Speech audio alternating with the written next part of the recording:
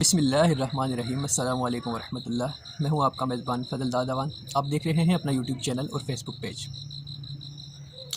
ناظرین، آج ہم نے جس ٹاپک پہ بات کرنی ہے وہ پاکستان کی موجودہ جو صورتحال ہے اس پہ ہم نے آج بات نہیں کرنی۔ پاکستان میں جو ہو رہا ہے ہم نے اس کے بارے میں بات نہیں کرنی۔ آج ہم نے بات کرنی ہے کہ ہمیں کرنا کیا چاہیے۔ ہمیں کیا کرنا چاہیے کہ یہ جو حالات بن گئے ہیں، یہ جن مسائل میں جن معاملات میں ہم لوگ پھنس چکے ہیں، اس سے نکلنے کا حل کیا ہے۔ اس پہ تو سامعین یہاں پہ ٹھہریے، پہلے یوٹیوب چینل کو سبسکرائب کریں اور فیس بک پیج کو فالو کریں اور شیئر کریں، اس کے بعد آگے ویڈیو دیکھیے۔ تھینک یو سو مچ۔ کیا ہے اس پہ تو یہ خبریں تو آپ کو سارے ہی چینل دیتے ہیں، سوشل میڈیا پہ بھی دیتے ہیں، الیکٹرانک میڈیا پہ بھی، پرنٹ میڈیا میں بھی آتی ہے کہ یہ ہو گیا، فلاں ہو گیا، فلاں ہو گیا، پاکستان میں یہ ہو گیا، اس نے یہ کر دیا، فلاں نے یہ کر دیا۔ آج ہم نے بات کرنی ہے کہ ہمیں کرنا کیا چاہیے، ہم نے کرنا کیا ہے اور کیا ایسا کرنا چاہیے جس کی وجہ سے ہم ان کرائسس کا جو ہے مقابلہ بھی کر سکتے ہیں اور ان مشکلات میں سے ہم نکل بھی سکتے ہیں بحیثیت قوم۔ سب سے پہلے ناظرین، ہمیں جو کام کرنا ہے، سب سے پہلے اس مشکل گھڑی کو ہم نے جس طرح سے فیس کرنا ہے اور اس میں سے نکلنا ہے، اگر ہم نکلنا چاہتے ہیں اس میں سے، تو ہمیں سب سے پہلے یونائٹڈ ہونا پڑے گا۔ ہمیں یونٹی دکھانی پڑے گی۔ ہمیں ایک جو 22-25 کروڑ کا یہ جو ہمارا ایک جتھا ہے، یہ جو رش ہے ہمارا 22-25 کروڑ کا، یا آپ اس کو جو بھی کہہ دیں، ہمیں اس کو ایک قوم میں بدلنا ہوگا۔ یہ 22-25 کروڑ عوام جو ہے، ہمیں ایک قوم بننا پڑے گا۔ سب سے پہلے ہمیں ایک قوم بننا پڑے گا۔ جب ہم ایک قوم بن جائیں گے، ایک مٹھی بن جائیں گے، تو پھر ہم کسی بھی بیرونی مشکل کا سامنا کر سکتے ہیں، بیرونی مشکلات کا سامنا بھی کر سکتے ہیں۔ کوئی بھی ہماری طرف میلی آنکھ سے بھی نہیں دیکھ سکے گا جب ہم یہ میسج دنیا کو دیں گے کہ ہم ایک ہیں۔ ناظرین، ایک مثال آپ نے یہ ہزاروں بار سنی ہوگی کہ جب ایک انگلی اکیلی ہوتی ہے تو اس کو توڑنا بڑا آسان ہوتا ہے۔ جب 2 ہوتی ہیں تو تھوڑی زیادہ فورس لگانا پڑتی ہے، 3 ہوتی ہیں اور زیادہ، لیکن جب یہ ایک مٹھی بن جاتی ہے تو پھر اس کو بروک کرنا بہت مشکل ہو جاتا ہے۔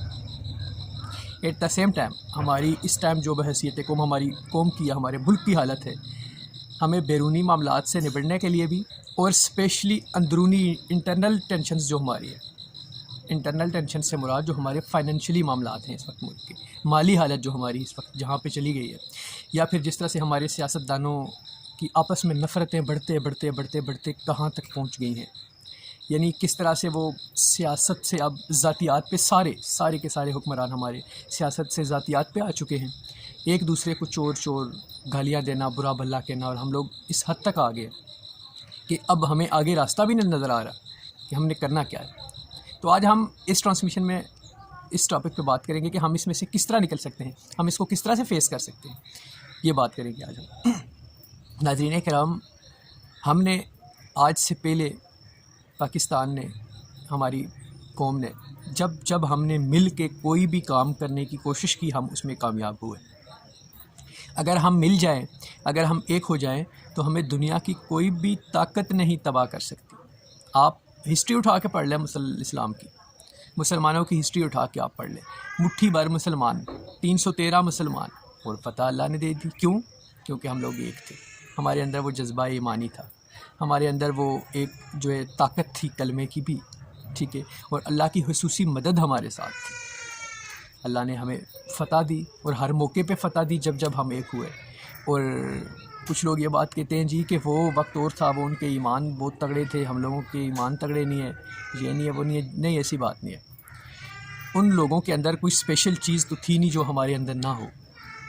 میں بات کر رہا ہوں کہ ٹھیک ہے، ان کے ایک اعمال، ان کا لیول ایک الگ تھا، ان کے اعمال کا صحابہ اکرام کی، ہم ان کی قدموں کی، ہم ان کی جوتوں کی خاک کے برابر بھی نہیں ہے اگر ان کا مرتبہ اور مقام دیکھا جائے، ان کے اگر اعمال دیکھے جائیں، اگر اس کی بات کی جائے تو ہم تو ان کی جوتوں کی خاک کے برابر بھی نہیں۔ لیکن اگر یہ بات دیکھی جائے کہ جب وہ 313 تھے، اللہ کی مدد سے انہوں نے جنگ میں فتح حاصل کر لی، اور آج ہم یہ بولیں جی کہ نہیں وہ تو ان کا وہ ایک معاملہ ہی الگ تھا، تو آج ہم نہیں کر سکتے، آج ہم یہ ہیں، آج ہم وہ ہیں، نہیں، ہم آج بھی کر سکتے ہیں، لیکن ہمیں وہ والا ایمان چاہیے، ہمیں وہ والا یقین چاہیے ہمیں اللہ پہ وہ یقین، وہ تگڑا یقین اللہ پہ چاہیے کہ ہم کر سکتے ہیں. جب یہ یقین ہمارے اندر آ جائے گا تو ہم سب کچھ کر سکتے ہیں.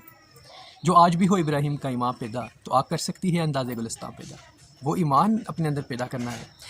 سب سے پہلے ہمارے جو سیاستدان ہیں، آپ اگر بڑی 3 جماعتوں کی بات کر لیں تو P T I, Muslim league نون اور پیپلز پارٹی، سب سے پہلے ہمارے لیڈران کو ایک ہونا پڑے گا. اگر آپ مجھ سے پوچھیں تو یہ میرا مشورہ ہے اپنی پاکستانی جو ہے قوم کے لیے بھی اور اپنی سیاسی جماعتوں کے لیے بھی، اور یہ میرا جو ایک مشورہ ہے اپنی عدلیہ کے لیے بھی، کہ ہم لوگوں کو اپنی ذمہ داریاں پورے طریقوں سے نبھانی ہوں گی تو تب ہم جا کے ایک ہو سکتے ہیں. ہمارے سیاستدانوں کو ایک دوسرے پہ یہ جو بلیم گیم کھیلی جا رہی ہے، یہ چور چور ایک دوسرے کو کہہ رہا ہے، دوسرا اس کو کہہ رہا ہے، کبھی ایک جیل میں ہوتا ہے کبھی دوسرا جیل میں ہوتا ہے. اس طرح کی چیزوں سے ہمیں باز آنا ہوگا.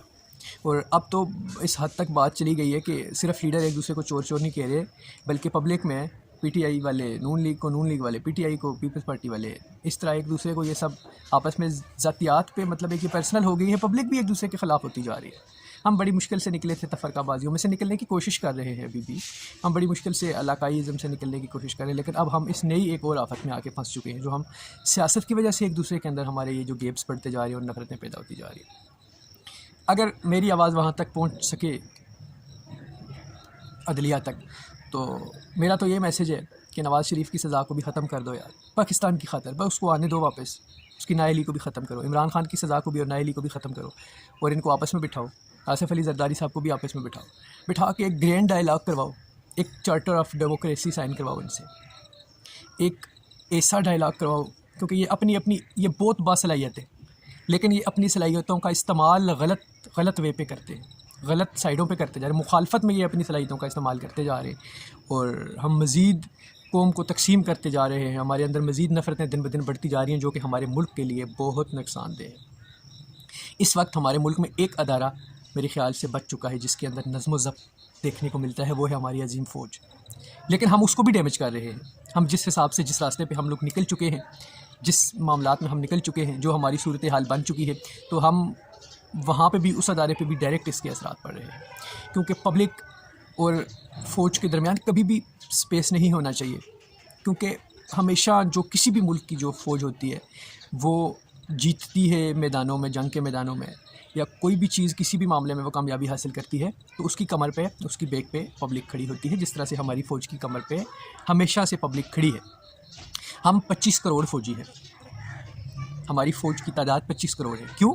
کیونکہ ہم جتنے بھی لوگ ہیں ہم سب فوجی ہیں. کبھی بھی ہمارے ملک پہ خدا نہ خواستہ کوئی مشکل وقت آتا ہے تو ہم سب ایک ہو جاتے ہیں. آپ 65 دیکھ لیں، 1965 کو آپ اٹھا کے دیکھ لیں، جب فضائی جنگ ہو رہی تھی نا ناظرین کرام، جب فضائی جنگ ہو رہی ہے، لوگوں کو اعلان کر کے بتایا جا رہا ہے کہ آپ خدا را گھروں کے اندر جائیں، ہم لوگ لڑ رہے ہیں، ہمارے جوان لڑ رہے ہیں، آپ گھروں کے اندر جائیں. لیکن عوام نے کہا نہیں.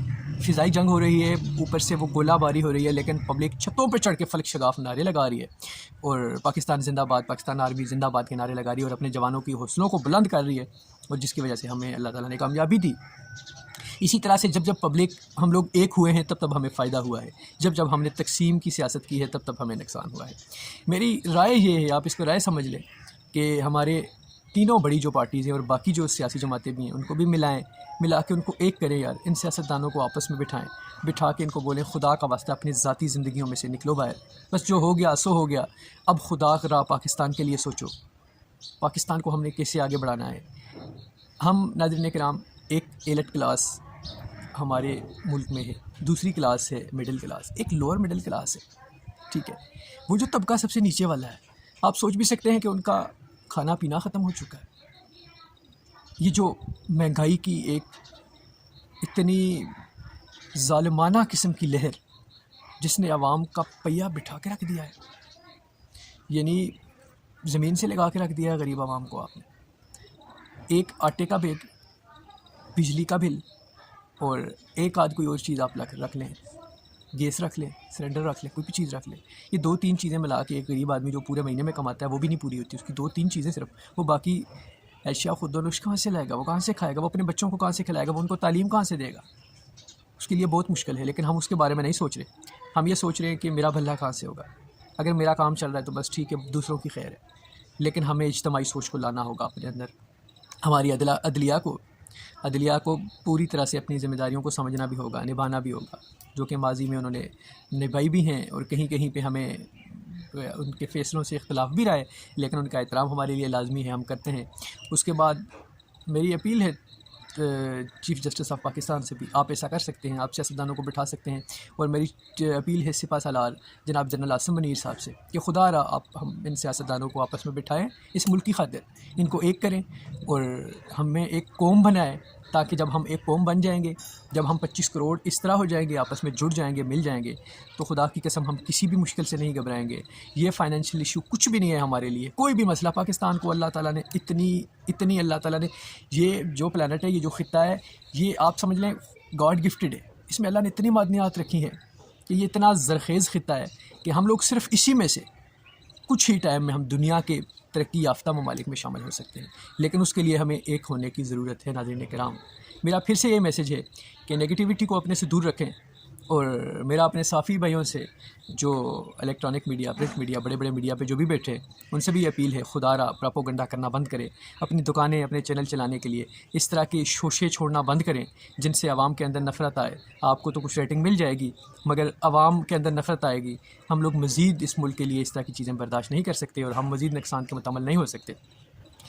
اگلے ولاگ کے لیے اجازت دیجیے، اپنے میزبان کو اپنا بہت سارا خیال رکھیے گا، ملتے ہیں اگلے ولاگ میں۔ السلام علیکم ورحمۃ اللہ۔